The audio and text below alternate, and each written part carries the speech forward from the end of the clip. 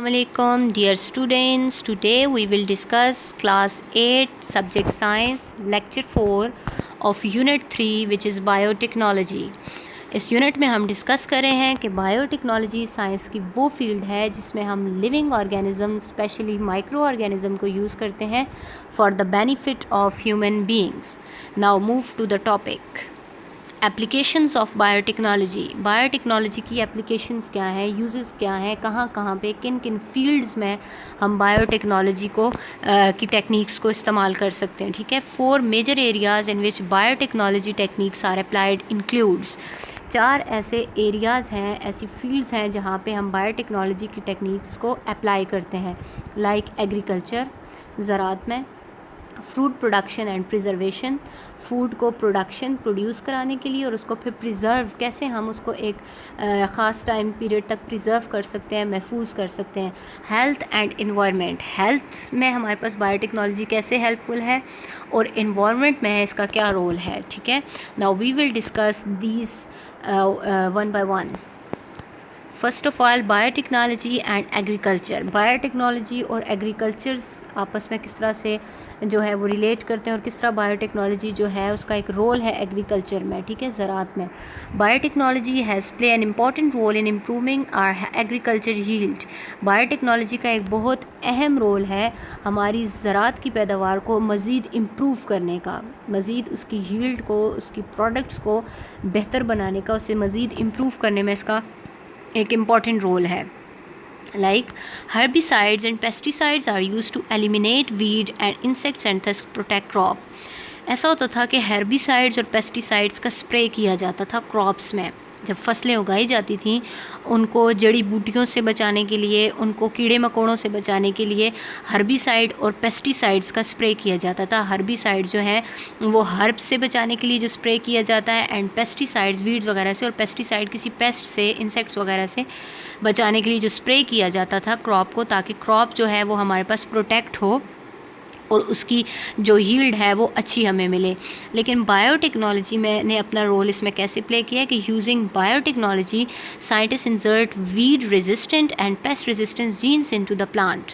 कि बायोटेक्नोलॉजी को यूज़ करके साइंटिस्ट ने वीड रेजिस्टेंट और पेस्ट रेजिस्टेंस जीन प्लांट के अंदर इंसर्ट कर दिए हैं। ठीक है, यानी कि ऐसे जीन्स प्लांट के अंदर इंसर्ट कर दिए हैं जो कि वीड्स जो हमारे पास जड़ी बूटियाँ हैं उनके अगेंस्ट भी रेजिस्टेंस शो करेंगे, और जो पेस्ट अगर कभी कोई अटैक करे ऐसी क्रॉप्स पे तो उनके अगेंस्ट भी वो रेजिस्टेंस शो करते हैं। ठीक है, क्यों ऐसा हुआ? क्योंकि अगर हम हर्बिसाइड का स्प्रे करते हैं, पेस्टिसाइड का स्प्रे करते हैं, तो अगर बारिश होती है तो वो फ़ौरन से बह जाता था, जिससे हमारे पास पोल्यूशन भी कॉज होती है और नुकसान अलग से। तो जब वो हमने ऐसे जीन्स इंसर्ट कर दी प्लांट में कि वो इटसेल्फ रेजिस्टेंस शो कर रहा है, तो उससे हमें फ़ायदा होता है, हमारी जो एग्रीकल्चर यील्ड है वो भी इम्प्रूव होती है। ठीक है, cultivation of such genetically modified crop improve the quality of crop. अब जब हम ऐसी जेनेटिकली मॉडिफाइड क्रॉप को कल्टीवेट करते हैं, काश्त करते हैं ऐसी क्रॉप को जो जेनेटिकली मॉडिफाइड है, यानी कि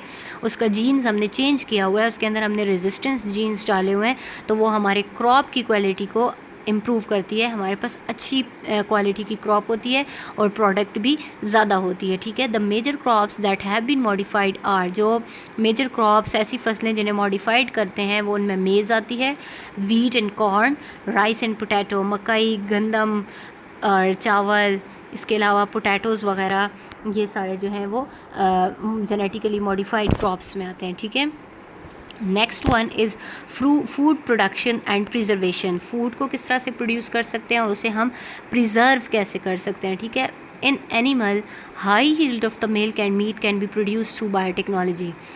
अच्छी और ज़्यादा पैदावार का हम दूध और गोश्त जो है वो प्रोड्यूस करते हैं बायोटेक्नोलॉजी के थ्रू एनिमल्स में। इसी तरह से the quality of fruit and vegetables can be improve by the introduction of better quality gene, कि हम फ्रूट और वेजिटेबल की क्वालिटी को भी अपनी क्वालिटी को, उसकी क्वालिटी को इम्प्रूव कर सकते हैं अच्छी क्वालिटी का जीन उसके अंदर इंट्रोड्यूस करा के, उसकी जो हमारे पास प्रोडक्शन है उसको हम इम्प्रूव कर सकते हैं, उसकी क्वालिटी को हम इम्प्रूव कर सकते हैं। ठीक है, हेल्थ में किस तरह से रोल प्ले कर रही है हमारे पास biotechnology. Biotechnology techniques are also use for curing disease and improving health. Biotechnology की जो टेक्निक्स हैं वो हम इस्तेमाल करते हैं किसी भी किस्म की डिज़ीज़ को क्योर करने के लिए, डिज़ीज़ को डायग्नोस करने के लिए, और इसके अलावा अपनी हेल्थ को इम्प्रूव करने के लिए। सबसे पहले हम क्या करते हैं, identification of causes of disease, कि डिज़ीज़ की कॉजेज़ क्या हैं, किस वजह से डिज़ीज़ हुई है, उसको आइडेंटिफाई कर सकते हैं, यानी कि हम डायग्नोस कर सकते हैं डिज़ीज़ को। Second one, production of medicines, हम different medicines through biotechnology produce कर रहे हैं।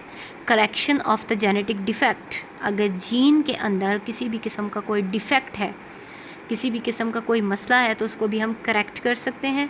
These are the major contribution of biotechnology, ये बायोटेक्नोलॉजी की बहुत बड़ी कंट्रीब्यूशन है हेल्थ में, इन्वायरमेंट में, फूड प्रोडक्शन में, ठीक है।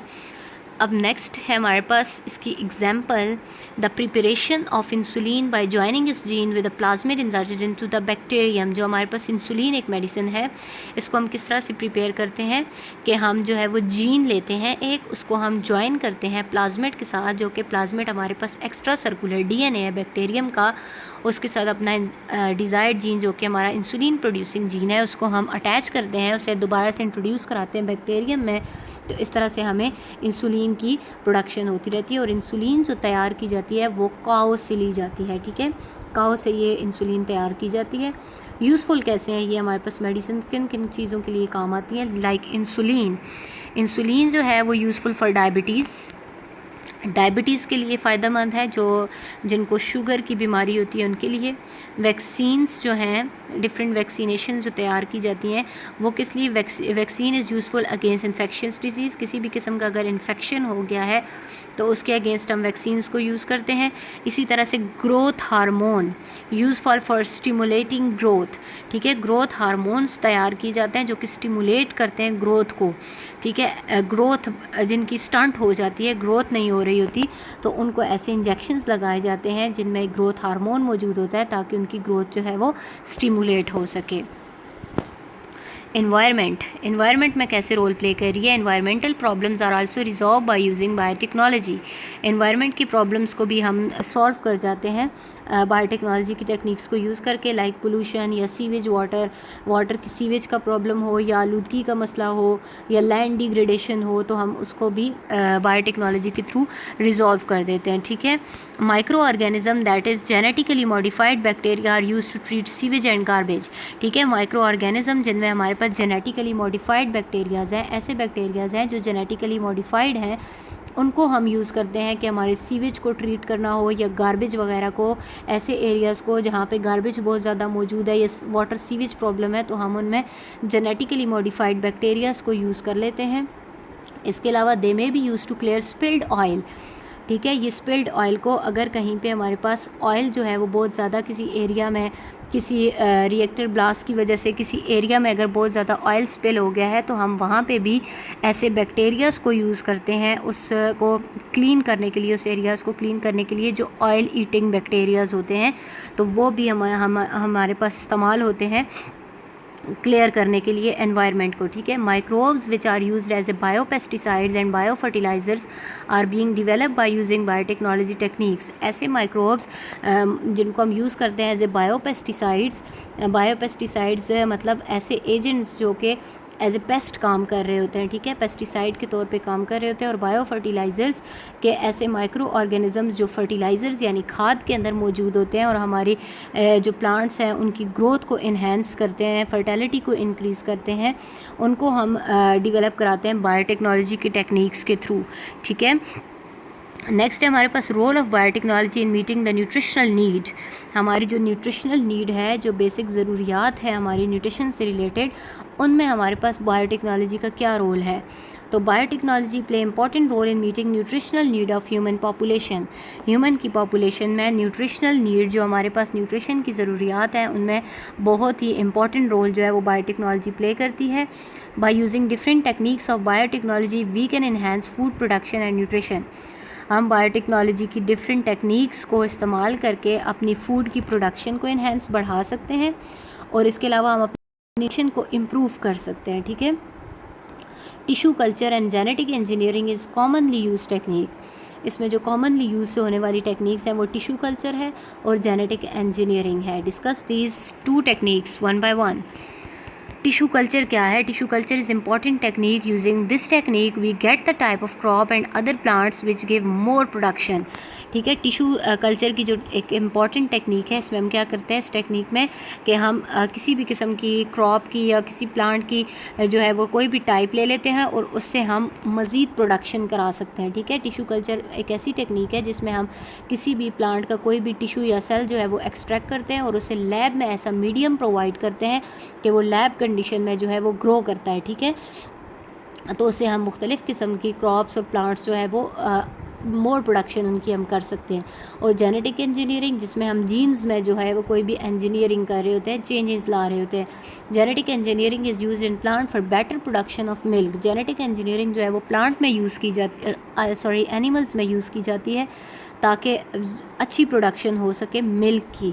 ठीक है, मिल्क वगैरह की, मीट की प्रोडक्शन के लिए हम जो है वो जेनेटिक इंजीनियरिंग यूज़ करते हैं. फॉर एग्जांपल, नीली Ravi buffalo is produce for the better milk production. ठीक है, ये एक बेफेलो है जो जेनेटिकली इंजीनियर्ड है. नीली रावी बेफेलो ये पाकिस्तान में और इंडिया वगैरह में है ज़्यादातर पाई जाती है और ये मिल्क की प्रोडक्शन के लिए जो है वो अच्छा मिल्क प्रोड्यूस करती है. ठीक है, मिल्क की इसकी प्रोडक्शन जो है वो ज़्यादा अच्छी है. और Nancy sheep for the production of meat, ये भी हमारे पास जेनेटिकली मॉडिफाइड शीप है जो कि मीट की और इसके अलावा वूल की प्रोडक्शन में हेल्पफुल है. ठीक है, तो स्टूडेंट ये था आज का हमारा टॉपिक. Thank you.